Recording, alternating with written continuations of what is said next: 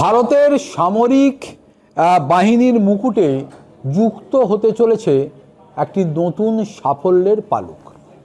কি সাফল্য? না, মেক ইন ইন্ডিয়া প্রজেক্টে যত দিন গড়াচ্ছে নতুন নতুন টেকনোলজির অ্যাডভান্সমেন্ট এবং নতুন নতুন মারণাস্ত্রের এবং তার ধ্বংসাত্মক ক্ষমতার যে রূপ প্রকাশিত হচ্ছে, তাতে ভারতকে এক অজেয় শক্তির দিকে এগিয়ে নিয়ে চলেছে। এ খবর ওই সংশ্লিষ্ট শত্রু দেশগুলোও রাখছে। সম্প্রতি র্যামজেট গোলা আবিষ্কার করেছে এই ডিফেন্স রিসার্চের যারা কারিগর, এদেশের শক্তিকে যারা বৃদ্ধি করতে দায়িত্বভার কাঁধে তুলে নিয়েছে। জানা গেছে আইআইটি মাদ্রাজ এবং ভারতীয় সেনার যৌথ গবেষণায়, মানে ডিআরডিওর গবেষণায় তৈরি এই প্রযুক্তি যুদ্ধক্ষেত্রে ভারতের শক্তিকে এক অনন্য উচ্চতায় নিয়ে যাচ্ছে। র্যামজেট চালিত 155 মিলিমিটার আর্টিলারি সেল অতি শক্তিশালী রূপে আত্মপ্রকাশ করতে চলেছে এবং খুব দ্রুতই সেনাবাহিনীর হাতে এটি আসবে বলে মনে করছে ওয়াকিবহাল। কি এই র্যামজেট প্রযুক্তির জাদু?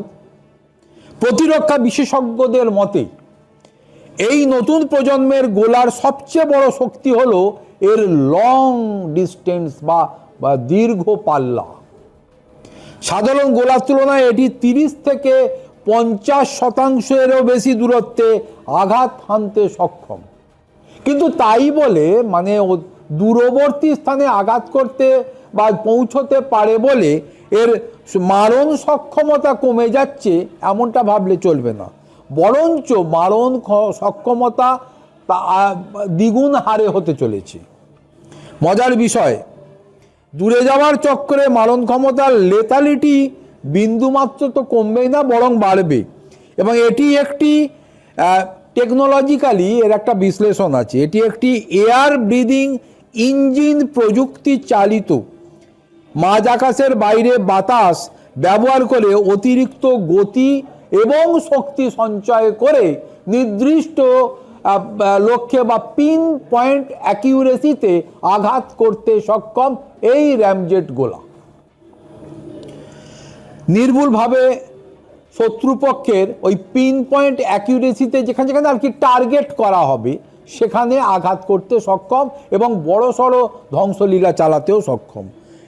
সব থেকে বড় কথা হলো যে ভারতবর্ষে এই মুহূর্তে সেনাবাহিনীর হাতে যে ধরনের যতগুলি পুরাতন 155 মিলিমিটার কামান রয়েছে তার প্রত্যেকটিতেই অন্তর্ভুক্ত করা যাবে এই র্যামজেট গোলাকে।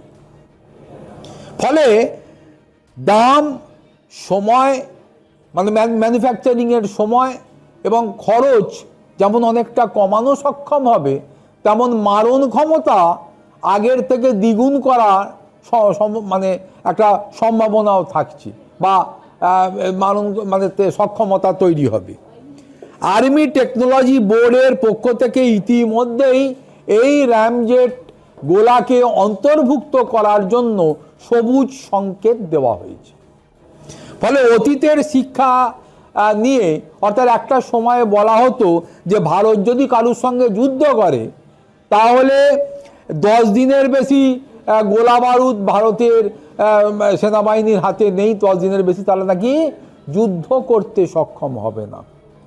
কিন্তু মেক ইন ইন্ডিয়া প্রজেক্ট শুরু হওয়ার পর থেকে নতুন নতুন প্রজেক্ট, নতুন নতুন মারণাস্ত্র, অধিক ক্ষমতাযুক্ত অত্যাধুনিক টেকনোলজি সম্পন্ন দেশীয় প্রযুক্তির সেখানে ইনবিল্ট করার ফলে সময় যত গড়াচ্ছে তত এই ডিফেন্স সেক্টরে ভারতের সক্ষমতা প্রতিদিনই প্রায় বলা যেতে পারে দ্বিগুণ হারে বাড়ছে।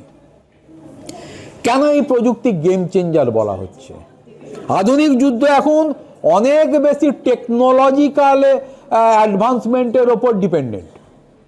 ফলে দূরপাল্লা অর্থাৎ দূরবর্তী স্থান থেকে অতি দূর থেকে যত পিন পয়েন্ট অ্যাকিউরেসিতে টেকনোলজির ওপর বেস করে বা নির্ভর করে মারণ ক্ষমতা যার হাতে বেশি থাকবে, অর্থাৎ এই কোনো কিছু ডিস্ট্রয় করার ক্যাপাবিলিটি যার হাতে বেশি থাকবে, অতএব সেই কিন্তু ওই সংশ্লিষ্ট যুদ্ধে গেম চেঞ্জার হবে, গেনার হবে।